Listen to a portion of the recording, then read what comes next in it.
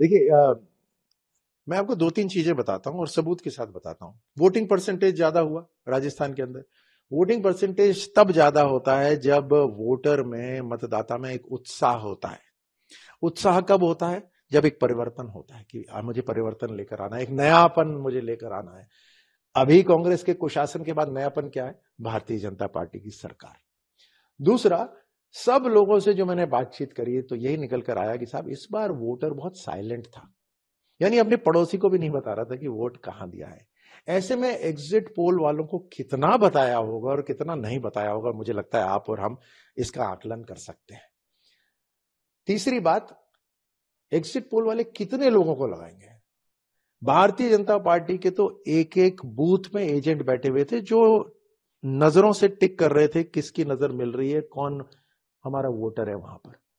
तो वो जो आकलन है हुआ वो बहुत डिटेल्ड है, उतना कोई कर नहीं सकता था।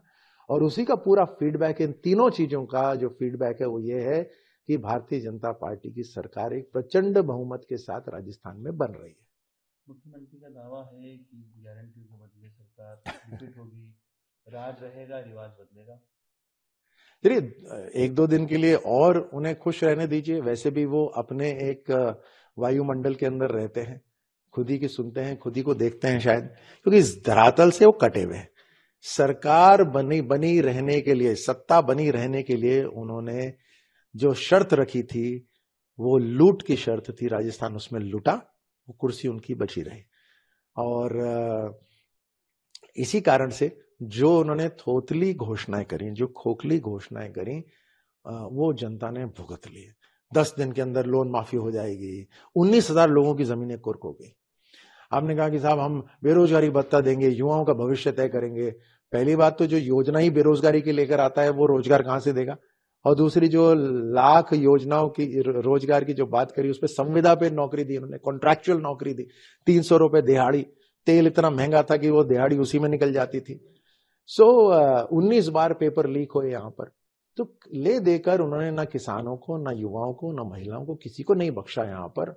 तो हर तरह से उनकी गारंटी खोखली है। देखिए, रेपुटेशन बनाने में समय लगता है, लेकिन रेपुटेशन एक दिन में बिगड़ जाती है। यहां तो इन्होंने 5 साल लगाए अपने रेपुटेशन बिगाड़ने में। उधर प्रधानमंत्री मोदी जी का 10 साल का कार्यकाल ऐसा जिससे लोगों के मन में एक विश्वास बन गया है। आज घर घर ढाणी ढाणी के अंदर बच्चा बच्चा बोलता है मोदी जी की गारंटी। ये विश्वास है, ये फर्क है। इस फर्क से ही मतदान हुआ है। गोविंद सिंह डोटासरा कांग्रेस प्रदेश अध्यक्ष का बयान आया, कहा कि परिणाम चौंकाने वाले होंगे और कांग्रेस के पक्ष में होंगे। जितना कांग्रेस उम्मीद नहीं करती उससे ज्यादा उसके पक्ष में। चलिए, जैसे मैंने कहा कि इनके 2-4 लोग हैं वो अपने एक वायुमंडल में रहते हैं, उन पे क्या जवाब देना मुझे।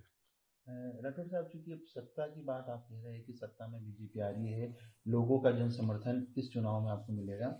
सवाल उठता है कि सरकार आपकी बन रही है, मुख्यमंत्री के चेहरे को लेकर भी कयासबाजी अलग अलग चल रही है, लोग आपको भी शामिल बताते हैं, कई चर्चाएं होती है, तो उसमें आप भी शामिल हैं। ये प्रश्न कम से कम 10-15 लीडर से राजस्थान में पूछा जा रहा है, तो अच्छी बात है।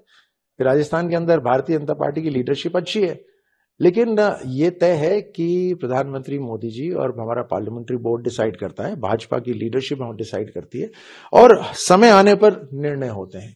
अभी चुनाव खत्म हुआ है, उसके बाद आगे के निर्णय आगे होंगे।